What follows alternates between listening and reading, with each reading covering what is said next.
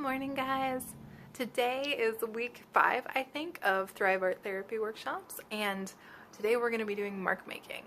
I am recording a video just in case we get snowed in for Melinda's birthday, which is February 11th, so everybody text her and say happy birthday, Melinda, on the 11th. But we're going to Astoria. I'm just back in town, finally. I'm kind of stoked. And yeah, so I'm going to make you a video on mark making, which is what we're going to do. So get out scrap pieces of paper if you didn't get your notebooks, and get out your notebooks if you did, and we're going to create and curate some really interesting and super fun stuff today. Okay, cool. I'm going to get this situated so I can show you how to do it.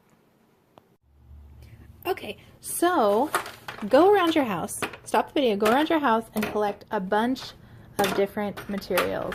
Because I have a studio, happen to have a bunch of different materials right now. So if you're using scratch paper, this is the scratch paper part. If you're going to use your notebook, still go get some scratch paper and a bunch of materials. You need at least 12 different pins, okay? So go find pins. Pause it now. Let's go! So I realized that this piece of scratch paper isn't going to work because it actually has all the art I did while I was in New Orleans wrapped into it.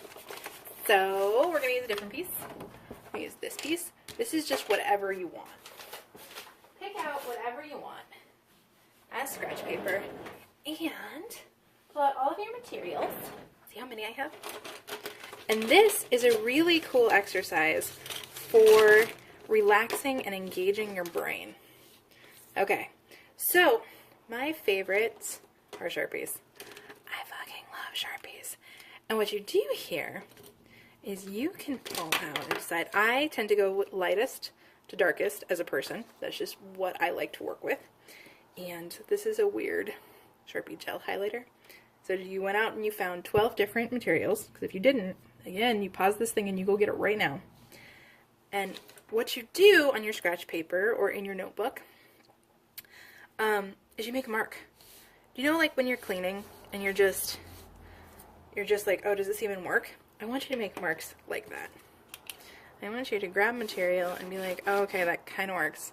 But you see, it doesn't super work. Okay, that one goes in the nope. Ooh, what's this one do? Ooh, that's kind of nice. What you're doing here is you're giving your brain space to not feel like it has to be good at shit. And that's super crucial. Those are the ones that I liked. I'm kind of interested in that crappy one.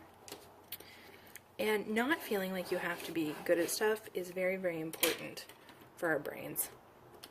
Because so much of the time, the thing we're doing is we're struggling and we're trying really hard to make sure and to maintain and to connect and to just like really insist that our brains be good at shit. That one doesn't work on here. No, that one doesn't even work at all. And this mark making exercise allows you to just begin to enjoy the mark. So, first exercise, again, one more time. You go find a bunch of different stuff and just scrap of paper and then make line marks on the paper. I want you to test all of them. Test the sides. This one has multiple sides. Yeah, it doesn't have to be straight lines. It can totally be wavy lines. Wavy lines are welcome. I have cool weirdo paper. Nope, that side doesn't work at all. Okay. Exercise 1. Make cool lines. I love Sharpies. Oh my god. Ooh, that one's super good. Deliciously good. Look at the thickness on this one. You're going to notice as you work with your materials that there are some that just feel super good in your hands. For me, again, it is a return to Sharpies over and over again. Sharpies feel good to me, and they make me feel connected, and I don't know, like they're just the right material for me. Okay, so when you're finished, you should have a whole bunch of lines on a scrap piece of paper and be like, oh gosh, what is that? Now, take any of them that feel like similar materials. So for me, these were wet. These are all wet experiences. And that means that these go together. So these right here are this one this one, this one, this one, this one, this one, and these. And then these were kind of a dry experience. This pin was dry too because it's going a little.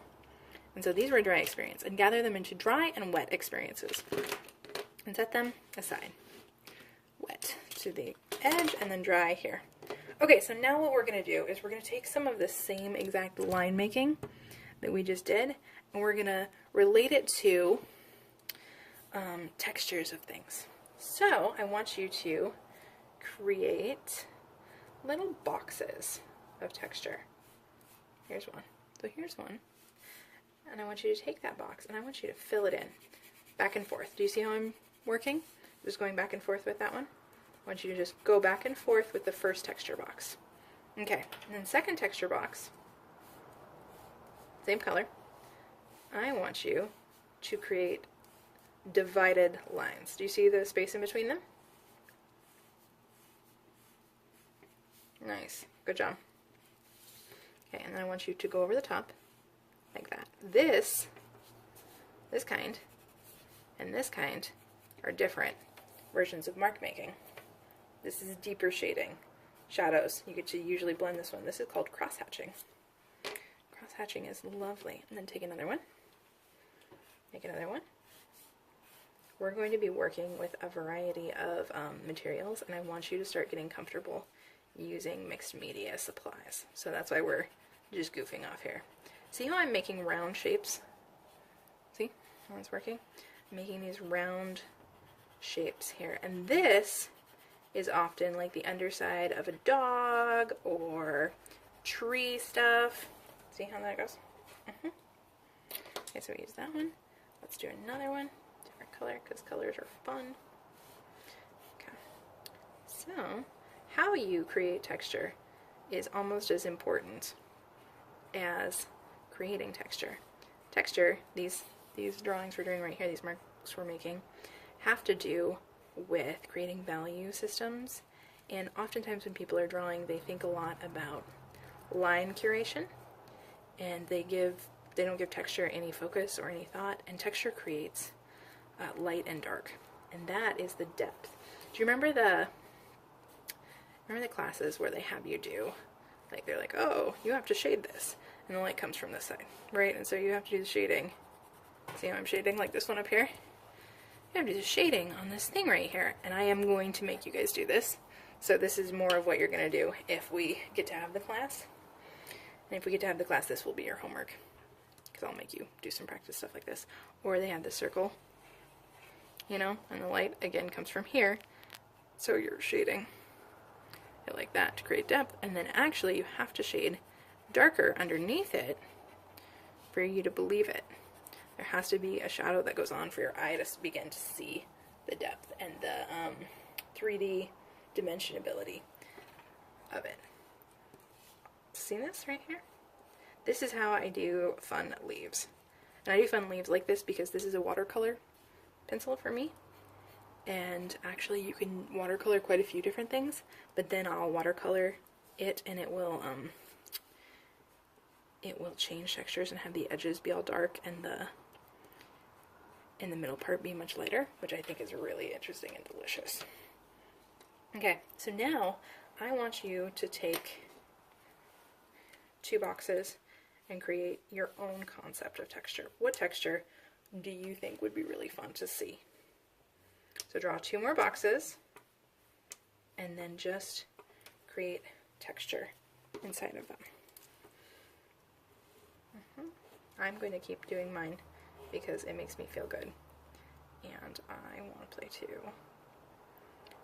But I want you to begin to exercise your own muscles around these things. That's the main thing we're doing, is we're working here with the Thrive Art Therapy Workshops. We're working to curate and to create an empowered attachment to your own creativity. You deserve to have access to the part of yourself that messes with colors like this, that just goofs off and plays and just like lets yourself be ridiculous. And oftentimes as we age and as we become adults, we lose touch with that part of ourselves that just wants to goof off, you know? And that can be a really like frustrating, disappointing thing because we don't realize that we've lost touch with it. And our brains need to work in symbols. It's our first language.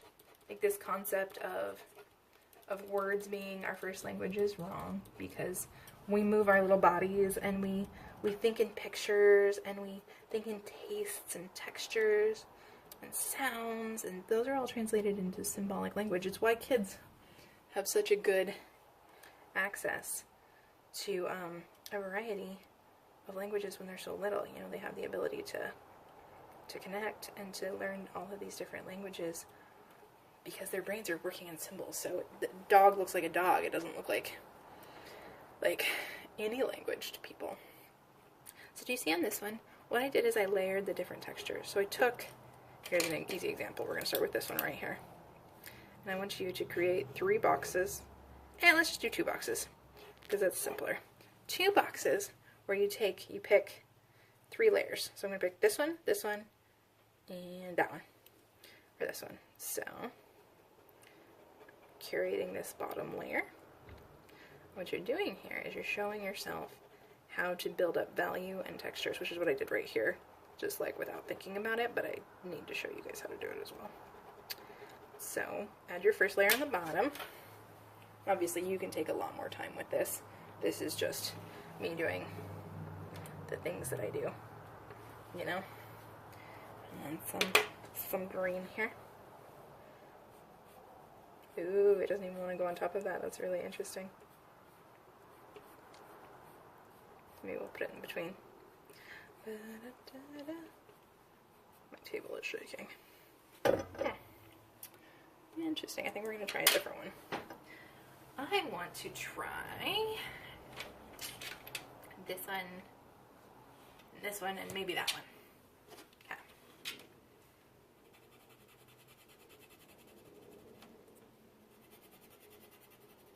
You don't have to fill your box. I know that that's what I'm doing, but you do not, because we're goofing off here, and it's very good to goof off. Yes, see that? Okay. So what I'm doing here is I'm adding depth to the bottom of the piece. Yeah. And now we're going to try this again. This is a weird one. Ooh, it gets all grimy and scoochy. That wasn't quite what I intended to do, but I really liked it. That's super fun. Look at that. It looks like little grass islands in the middle of a river. See that? Boom! Grass islands in the middle of the river, just by playing with 3 different textures. Good job, guys. Okay, so now we're going to move over to the wet part, and we're going to move over here. So I'm going to remove these dry ones. Goodbye, dry pieces. We've loved you. Now you are lost. I think this is actually dead. Oh, no, maybe not. Let's see. Don't know. So, one of my favorite things to do with wet markings, which, yes, sounds filthy to me, but also it's funny, is to create, like, words that I think are really useful. And since we've been doing a lot of writing, I want you guys to take a minute, pause it, and make a list of words that you think are really relevant. And I'm going to make a list. I'm going to pause it. Well, I'm probably not going to pause it. I'll probably just write a list of words here. Pick 5 words that you think are relevant to where you want to go right now. Okay? So pause me. Pause in the name of love before you break my heart. Anyways.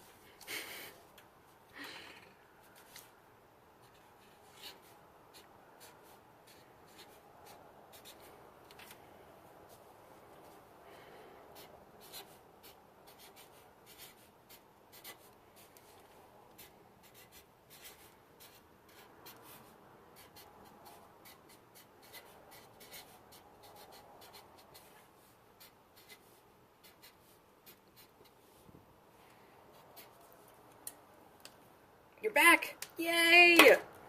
I hope you're back. Anyways, if you're not, this is a silly game we're playing. Okay, so I want you to take the first one that feels the best. Obviously, I really like this pink highlighter on this. Particularly, it reduces the crazy intensity and just makes it calm. So, I want to curate a little thing right here for myself. Okay, stop, drop, and roll is the first little thing I want to curate for myself. So I'm going to make this funny letters. One of the ways to make them fun letters is to just double up on one side. See how I just did? Use your own handwriting and then just double up. Stop. Drop.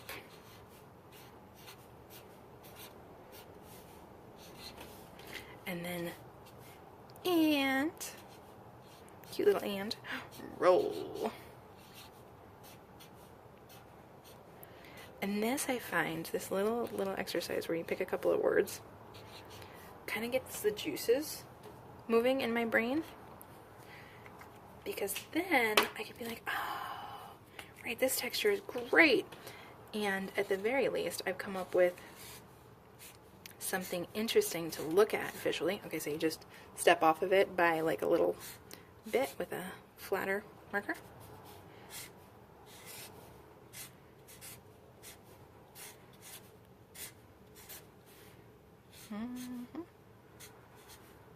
Remember, everything is a sketch. Actually, that's a really good one. See if I can remember. Remember.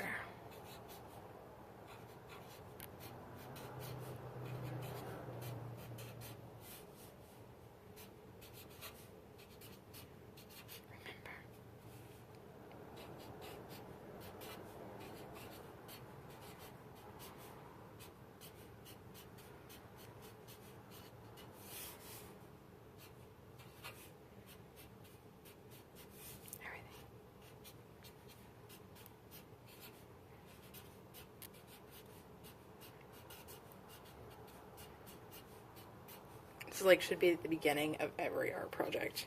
On the wall, everywhere. And because we already used red, we're gonna use black.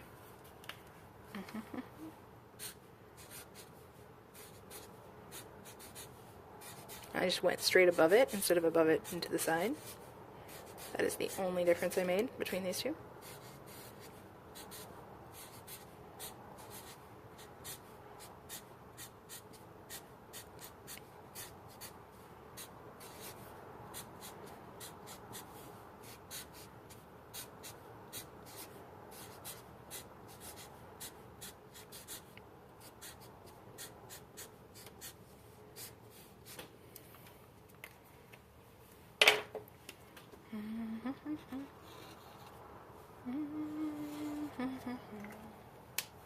It's all an experiment. Everything is an experiment. Okay, and so one of the things you can do here is you can just mess with some like awesome shape building. Look at how cool that looks. Stop, drop, and roll. Super important. And I find that one of the fun things is to just connect a bunch of shapes on a line. For doodling and for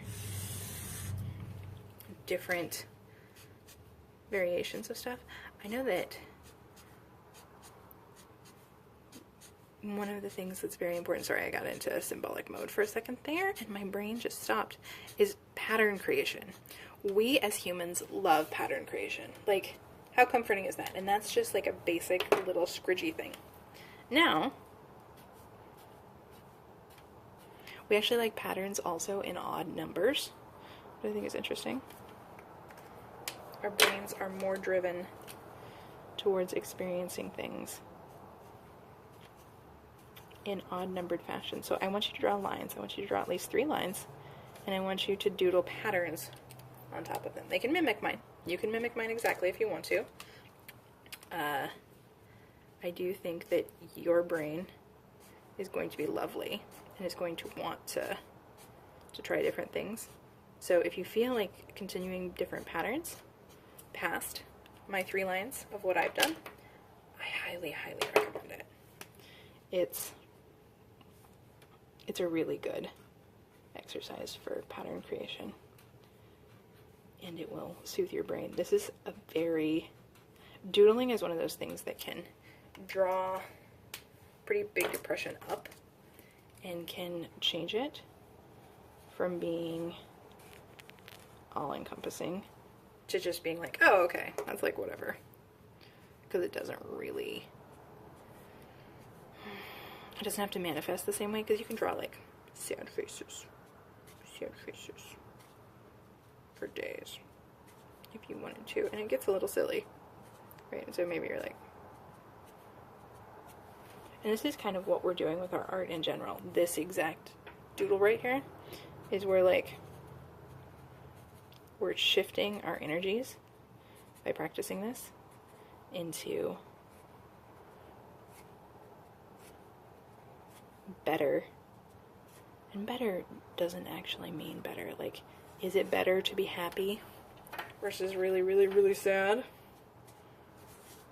It is better only in that it is less stressful. The universe doesn't really care as long as we're putting something into the world. There's this concept that when we grieve and when we cry, it actually feeds the spirits.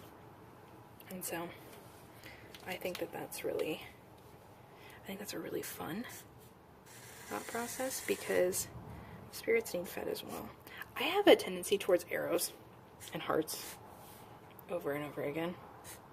Different variations of arrows and hearts. And so, circles and runes. I like runes a lot. And feathers. So yeah, okay. Thank you for hanging out while I doodled on these pieces of paper.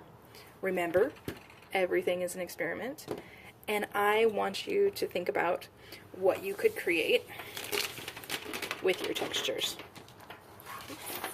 By the way, what could you create? What do you see when you look at your textures? The very first thing that you see, I see grass. So I could create a whole little area of lawn that has grass in it. You know, I could create, look at this cool little lawn, and then just go, you know, that kind of makes me happy. And I like that. And maybe I want to put a tree on it, because I like trees. Yep. And this bigger, obviously, is going to look better. You know, a little shading coming out that round stuff. I want you to take the pictures that you did for your homework, and I want you to draw a picture and use all of your textures in the picture. And I want you to take and use this line and this patterning, and I want you to create patterns around the border. So, how you go about doing that, let's see if we have another page. Oh, look, we do. We totally have another page. Okay, so how you go about doing that is take a pencil. This is a pen, not a pencil. But I want you to take a pencil on the edge of your notebook and draw 2 patterns. Yep. This needs to be like at least a 1/4 of an inch inside your notebook line, and this needs to be another 1/4 of an inch. Don't make them big. You know, like 1/4 of an inch between them as well. And then you draw your picture here. I'm going to draw a tree again, because I like that. So use a pencil, sketch a tree, sketch a whatever you want. Tree again. And then I want you to come back to your original bits and pick out your textures and add them to your piece. Grass, right? That's what I saw when I saw this. So I see grass. Add it in just like that. Leave space for light is another thing. So you know how we filled in the blocks, and I told you didn't have to fill them in all the way, and then that one I filled in, I left space with the blue because I thought that was really cool. Leave space because that's what creates light on things. Oh, look, remember how I did this one?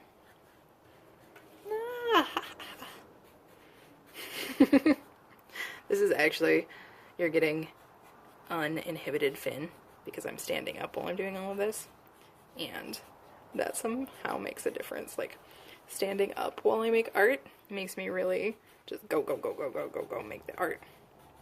And my table is shaking. Hilarious. So, yeah, okay. And now, if I remember correctly, we had this texture.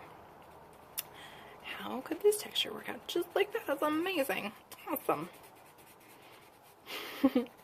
Maybe like that guy, the pretty little trees. Just draw the pretty little trees, guys. It's gonna be fine. Remember, trees have a little bit of a shadow. Whoa! What was that? We're having a lot of kitchen spirit studio spirit experiences. I had some crazy dreams while I was in New Orleans. And one of them, anyways, it's not this time. Never mind. Crazy dreams while in New Orleans. Okay, look at this. This one. Some sky for you there. I promise that this will make your work look better, even though right now you're seeing that mine looks really silly. But this allows you to curate and to create a different experience and a way of seeing things, and that's what we're doing. We're goofing off. We're trying to convince you that it is okay to play, and it is okay to do dumb shit, and it is okay to just doodle. So that requires us like messing with your brain a little bit, being like, okay, look how ugly this is. It's not beautiful. That's cool. Yep. Ooh, purple. I don't know what I did with the purple, but this is what I'm doing. Okay, so we are almost half an hour in, so I'm going to end here. Remember to draw your patterns around the edges. Okay, whatever patterns you want, you draw them around the edges. And I bet you end up with something cooler than you think you will. If I was sitting down and geeking out and allowing myself to spend the half an hour of time that I recommend that you spend, this would look even cooler. So yeah, that's your first mark making exercise. I'm going to give you some distinctive handout stuff, and I'm going to go curate that right now. So yeah, I hope that I get to teach you this week, and if not, I hope that you enjoyed this class, because online class, yay! Okay, love y'all. Bye. Okay guys, thanks for watching. That was super silly and super fun, and I'm looking forward to seeing all of you. Yeah, this is either your homework for this week's class or your actual class, because it depends on snow in Portland. I'm hungry. I'm gonna go eat some food. Okay, bye guys.